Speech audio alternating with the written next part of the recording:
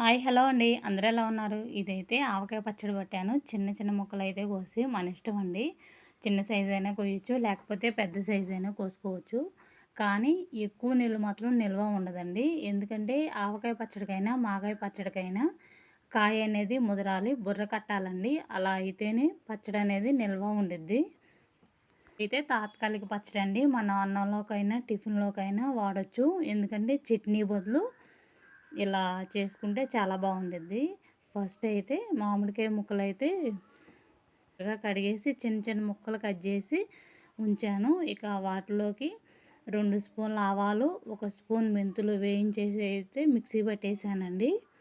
ఈ ముక్కలైతే కొలిసాను. 2 గ్లాసులన్నర అయితే ముక్కలయినయి.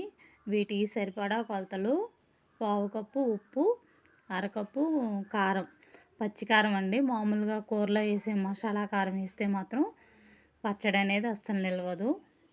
1 స్పూను పసుపు, కొంచెం ఒక చిటికెడు అర టీ స్పూను మెంతులు, అలాగే వెల్లుల్లి రెబ్బలు అయితే ఒక 10, 15 మన ఇష్టం అండి. కొంతమంది ఆవకాయ పచ్చడిలో వెల్లుల్లి రెబ్బలు అనేవి ఇష్టంగా తింటారు, అందుకని చెప్పి. ఇక ఈ పొడి అయితే ఆవపిండి 2 స్పూన్లు, మెంతిపిండి అనేది 1 టీ స్పూను. ఆవకాయ పచ్చట్లో ఆవపిండి అనేది కొంచెం ఎక్కువ వేస్తారండి, మనం కలుపుకోవడానికి గుజ్జుగా ఉండిద్దని. ఇక సరిపడా నూనె అయితే వేరుశనగ నూనె అయితేనే పచ్చట్లోకి అనేది బాగుండిద్ది. వేరే ఆయిల్ అంత టేస్ట్గా ఉండదండి. వెల్లుల్లి రెబ్బలు కచ్చాపిచ్చా దంచి అయితే వేసాను 4, 5, ఎందుకంటే కొంచెం పచ్చడే కాబట్టి. ఒక వేరుశనగ నూనె అయితే అర కేజీ అయితే తెప్పించాను, కానీ అర కేజీ పట్టలేదండి, పావు కేజీయే పట్టింది. మనం సరిపడా నూనె ఇలా కలుపుకుంటూ అయితే పోయాలి. ఎందుకంటే ఒకసారి పోసేస్తే నూనె అనేది మనకి ఇప్పుడు కనిపించదు, నెక్స్ట్ డేకి పైకి తేలిద్ది కదా. ఎక్కువ నూనె పోసేస్తే ఏంటంటే పచ్చడి అనేది నూనెగా ఉండిద్ది. ఖచ్చితంగా పావు కేజీ వేరుశనగ నూనె అయితే పట్టిందండి. ఇక ఉప్పు అనేది ఇప్పుడు చూసి కలుపుకుంటే సరిపోయిద్ది, లేకపోతే ఇప్పటికన్నా నెక్స్ట్ డేకి రేపు మార్నింగు చూస్తే మాత్రం చక్కగా తెలిసిపోయిద్దండి ఉప్పు సరిపోయిందా లేదా అనేది.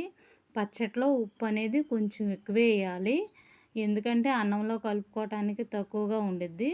అలాగే ఉప్పు తక్కువైతే పచ్చడి అనేది అసలు ఏ పచ్చడైనా పులుసు వాసన వచ్చేసిద్దండి. అందుకని చెప్పి ఉప్పు అయితే ఇక సరిపోయింది. ఇక రేపైతే చూసి ఒకసారి ఉప్పు సరిపోయిందా లేదా అని చెప్పి మళ్ళీ ఇక డబ్బాలో స్టోర్ చేసుకోవటమే. ఇదైతే ఎక్కువ అయితే నిల్వ ఉండదండి, తాత్కాలిక పచ్చడే.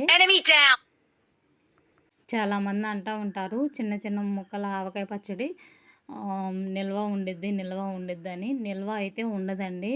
కాయ అనేది ముదిరి బుర్ర అనేది కడితే మాత్రం సంవత్సరం పాటు నిల్వ ఉండిద్ది.